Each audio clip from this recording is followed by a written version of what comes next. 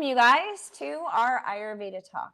I thought it would be a really good idea for me to break down how Ayurveda looks at disease and illnesses and how do they begin. Because in Ayurveda, they're always looking at the root cause. There's a root cause.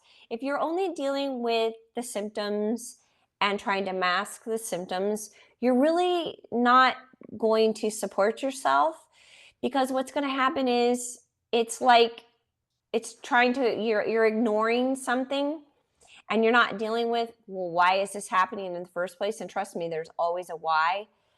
um, and if you're not looking at what the why is, then eventually you're going to be faced with a bigger problem. So let's talk about how Ayurveda looks at illness. It's a long process, so you might have just a little imbalance. Diseases typically start out as just a little imbalance, a little disturbance, right? A little bit of stomach upset or a little bit of indigestion. And when you have those little imbalances, and I've had people tell me, "Oh yeah, my digestion is bad." I just said it in the people that I'm taking through the Ayurvedic cleanse. They'll say, "I have good digestion." Well, that doesn't tell me anything, because what I have found by doing this is that a lot of times people will say, "Yeah, my digestion's good." And then when I start asking questions, I find out they have gas, they have bloating, they don't eliminate every day. They have all these issues, and they think, "Well, that's my normal. So that's normal, and that's what I think is healthy." And then they're not being told by their doctor that that's not normal either, because as far as the doctor's concerned, that's normal. So it's not normal. When you have an imbalance, that is when you want to deal with things. I got a little bit of indigestion. Indigestion will become something much, much bigger if we don't address it. So when you have a little bit of imbalance, a little bit of aggravation, what happens is it's going to affect the elements. And what we will say is, if it's affecting ether and air, then it's a vata imbalance. If it's affecting the fire element, it's a pitta imbalance. And if it's affecting earth and water, then it's a kapha imbalance. So we're looking at what's happening. Are those accumulating? Is there a depletion? What's going on? For example, if there's a pitta imbalance, you might notice that there is heat building in the system, and all of a sudden you start having a heat symptom. A lot of times you'll notice these aggravations of the different elements happen in different seasons. So like late spring and summer, you'll notice more heat symptoms showing up, because that's pitta season. So the fire element is increasing in the environment, and then it's going to push on the fire element in our own bodies and then cause a fire element imbalance. So you might notice those imbalances showing up because of the season. Another reason is that so season changes is one thing. Also, our diet and our lifestyle can cause imbalances. So you're always going to look at, what am I doing? How am I eating? And what am I eating? And how is it impacting me? That's why I always tell everybody, journal, journal, journal. It's going to give you a lot of information. So let's go through the different stages of the disease pathway. First, we have what's called accumulation. So accumulation is when those elements start to accumulate in a certain part of the body. That means that you've got an imbalance of the fire element, pitta, and it's starting to accumulate in the body. Typically, it's going to accumulate in the intestines, okay, for pitta. So accumulation is the first stage. So there's a buildup. There's something building up. This element is building up. And this is not abstract. It's literally physically building up.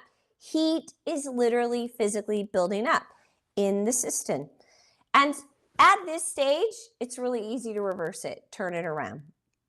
The second stage is aggravation. Aggravation is when the dosha, the vata, pitta, or the kapha, continues to build in the system, and then it starts to overflow. And it will overflow and then start moving out into the body. So that's aggravation. It gets aggravated and it will start to move out past the gastrointestinal tract and enter into the next stage. So the first stage, it stays in the digestive tract. For Vata, it's in the colon, large intestines. For Pitta, it's in the small intestines and intestines. And then for Kapha, it's in the stomach. So stage, when it's just in the digestive tract, then you know, oh, I'm in the first stage. Now, when it moves beyond the gastrointestinal, that's where you start moving further. So that's aggravation. It now moves out past the digestive tract. Then the next stage, so stage 3, is it spreads. The overflowing continues. So you have accumulation, that's first stage. Aggravation, that's the second stage. Now it moves out into the bloodstream. It spreads. That's the third stage, right? So it overflows, moves out into the bloodstream, into the general circulation of the body. Not good. So then what happens is it will tend to settle in areas of the body where you have a weakness. So what you want to do is, at this point, by the way, you can still reverse it. This is where these Ayurvedic cleanses and the process of panchakarma is important, because we can turn the disease pathway around. All right. Now, if we don't stop it, though, and turn it around, then it continues.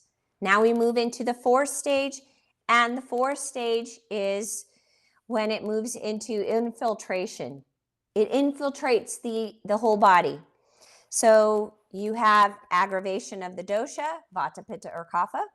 It enters into an actual organ, a tissue, or a system that is weak or defective due to maybe a previous trauma or a genetic predisposition, accumulation of emotional stress. This is where Marma therapy is so good. Get the emotional stress out of you, because when you have that emotional stress held in your body, that is now a weakness. That is now stress on the body. Repressed emotions, and then there could be other factors. So weak areas of the body are basically negative locations, and now you have infiltration. It moves into those areas, and it starts affecting the kidney, the liver, the actual organ. Okay, now, when that starts happening, that means it starts to weaken the cellular, at a cellular level, and it weakens the tissue, and then you start to have a breakdown of that actual organ or tissue. Okay, now, the next stage is manifestation. So you move then into manifestation, and at this stage, that particular organ or weak tissue where it has settled, it now starts to show up defective. You start having a problem with your kidney. You start having a problem with your large intestines. You start having a problem with your colon. All of a sudden, you have an actual disease that has manifested. So now the person becomes sick. Okay? The next stage is cellular deformity, which leads to actual structural distortion. And pretty much at this stage, it also starts impacting other organs and other systems. So now it is really starting to impact the whole body. So at this stage, you now have a pathology. It's a pathological process that has fully developed as a disease and manifested. And now there are structural changes that start to appear and complications as a result of these defective organs, tissues, or systems. So you are in a full-on disease process. So this is why prevention is so important. And that is why we stress it in Ayurveda. And I have to tell you, I feel like I'm constantly bumping up against resistance of people because we don't get it in this culture that prevention is such a better way of dealing with our health. We just ignore everything and we can carry on. I literally hear people say, I don't want to give that up. Nope, sorry. I don't want to know. Ah, la, la, la, la. Don't tell me. I don't want to know. And then a disease shows up. And now it might be too late. It might be too late to use, Ayurveda. But Ayurveda is an incredible medicine, an incredible science, and it's based on nature. And like Ayurveda always says, the wisdom of Ayurveda says everything we need to heal is in nature because we are part of nature. So everything we need to heal is actually in nature. So that is my talk. And it's something to keep in your awareness that you want to pay attention to your body, to your mind, to your emotions. If you are feeling pressure in your body, if you are feeling extra stress, you got to manage that. You got to deal with it now, not later. Oh, I'm going to get through this. And then when I get through this, then I'll take care of myself. No, no. Then that person has a heart attack and now they've got really serious damage to their heart tissue. So please, please, please do what you can to be preventative. Pay attention to what's going on in your body. Your body is talking to you always, and we need to listen. Okay, so that's our Ayurveda talk, the 6 stages of disease.